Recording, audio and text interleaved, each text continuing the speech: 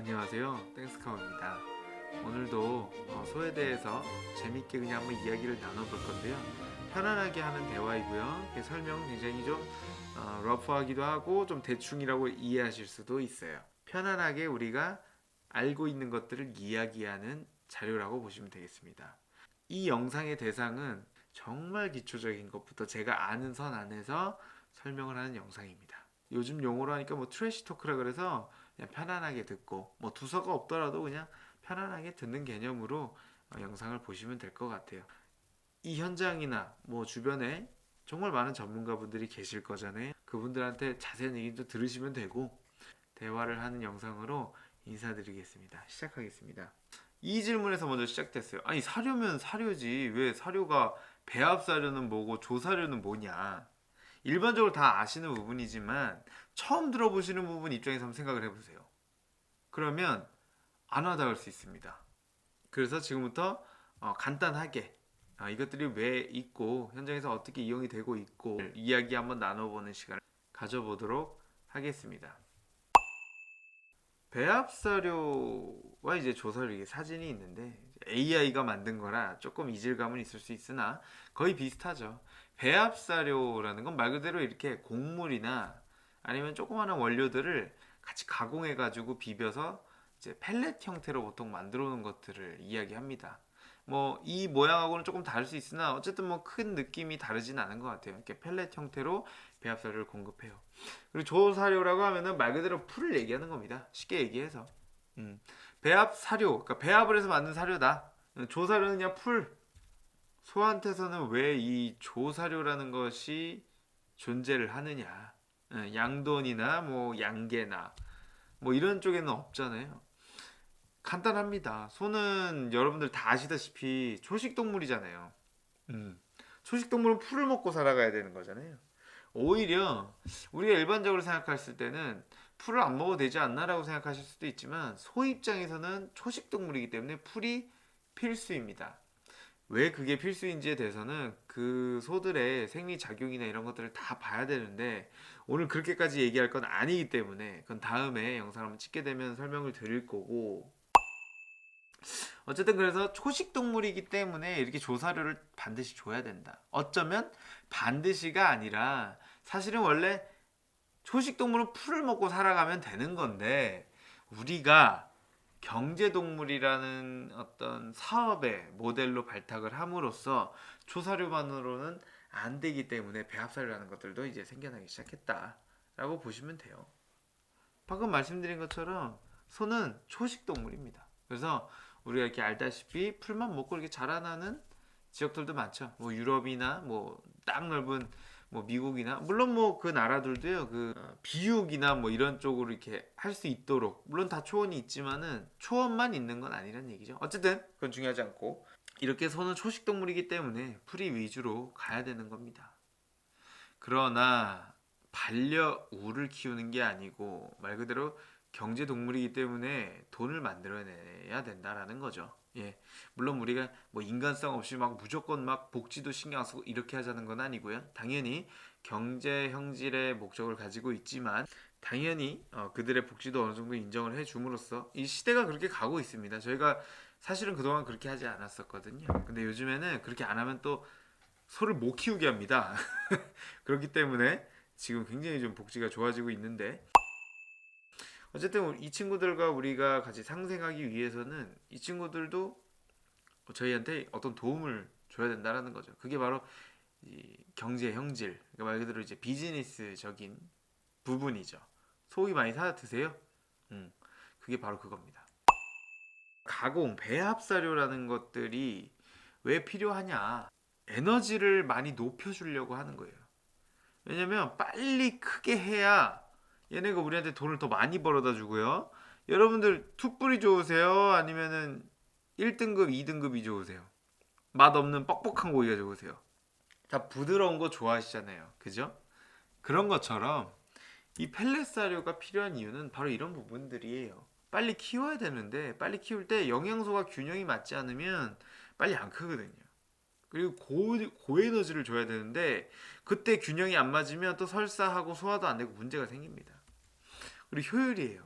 이렇게 펠렛 형태로 만들어 놓으면 손실되는 것도 별로 없고요. 애들도 먹기가 너무 좋아. 씹어 먹기가.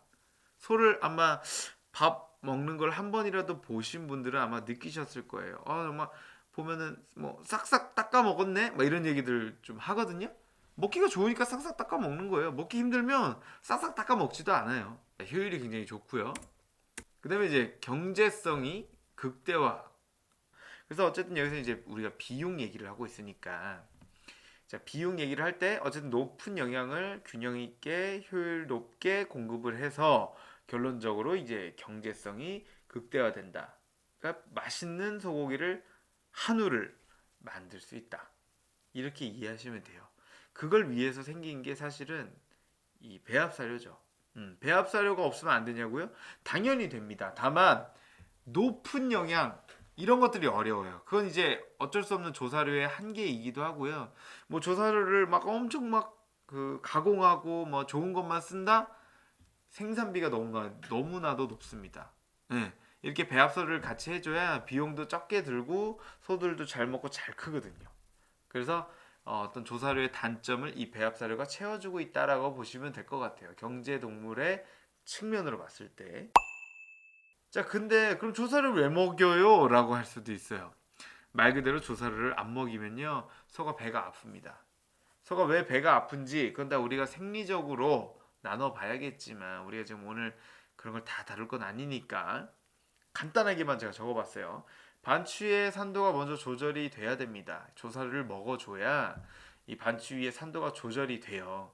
뭐 간단하게 좀 적어봤는데, 침을 만들어요. 씹어야 되거든요. 조사료는 오랫동안 씹어야 돼요. 우리도 껌 씹고 뭐 이렇게 먹으면은 침이 이게 입에 고이잖아요. 그런 것처럼 침을 만들어내요. 그럼 그 침이 반추 위에 들어가서, 그러니까 소들의 위를 우리가 반추하는 위라서 반추위라고 부르는데, 고기를 이제 우리가 침을 넣어서 산도를 조절해 줍니다.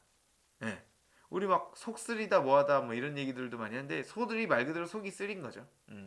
그래서 그 비유가 적절한지 모르겠으나 대충 이제 뉘앙스는 다 이해가 되시죠? 그래서 그 침을 만들게 하고, 또 풀은 여러분들 아시겠지만 우리도 풀을 먹으면 소화가 잘 안 되기도 하고 어, 좀 지저분하지만 변해 흡수가 잘 안 되고 이런 거잖아요. 근데 우리는 반추동물이 아니라 흡수를 잘 못하는 것도 있어요. 그러나 얘네는 반추동물이잖아요. 그래서 소화 흡수는 하는데 그럼에도 불구하고 가공이 된 배합사료만큼 발효되는 속도라든지 소화되는 속도라든지 이런 것들이 느려요. 음. 그러니까 사람도 마찬가지고 소들도 마찬가지 느려요.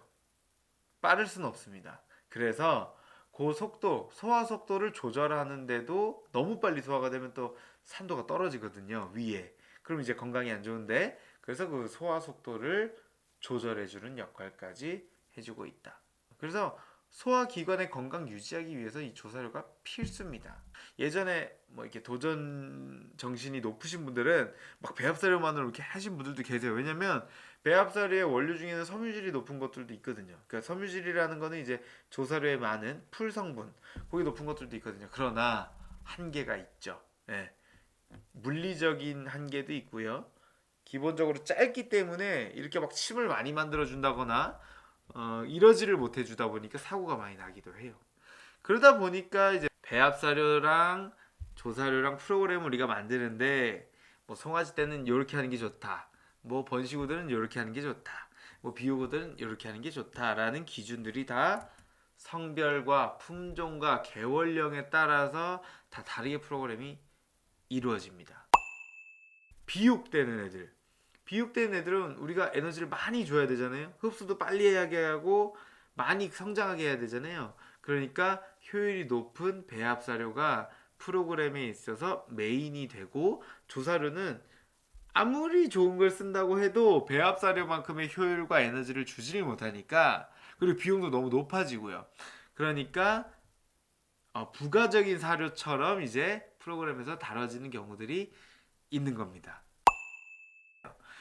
가장 기본적인 프로그램은 이제 그렇게 배합사료와 조사를 이렇게 같이 가는 건데, 이 프로그램이 단점들이 나타나기 시작하죠. 당연하죠. 모든 프로그램과 모든 사료에는 장단점이 있기 마련인데, 그 프로그램, 그러니까 배합사료랑 조사료를 주는 그 프로그램의 단점을 해결하기 위해서 비벼보기시기도 하고, 비벼서 또 잘 안 비벼지니까 수분도 조금 더 넣어서 주시기도 하고.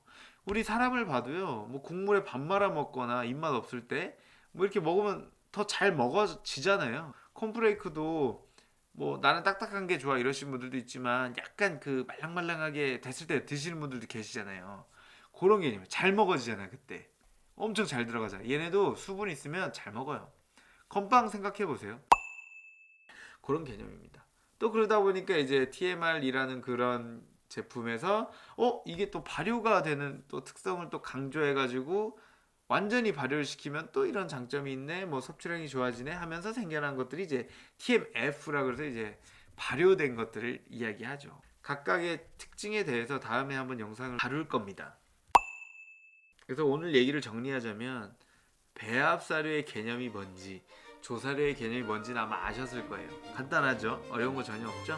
그리고 이 배합사료랑 조사료를 현장에서 어떻게 활용하고 있구나, 어떤 개념이구나라는 것을 이해하셨으면 끝난 겁니다.